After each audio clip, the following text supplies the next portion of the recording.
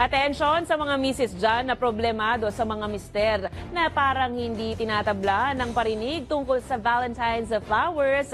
May solusyon dyan ng isang netizen. Kaysa raw hintayin ang padala ng bulaklak, aba, nagsariling sikap na siya. Pagkakuha ni ate, abot mo sa akin dito sa kwarto, ha?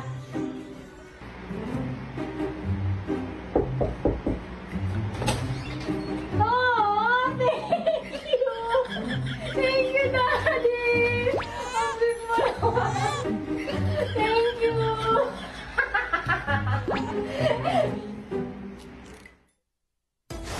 Wais na misis, kung kayo ay may kwentong kakaiba, mga kwento ng pag-ibig, storya na inspirasyon at pag-asa, maaari nyo itong ibahagi, sumali sa ating Facebook group na Balitang A to Z, panoorin ang replay ng ating programa at sundan na ating social media pages, hanapin ang Balitang A to Z.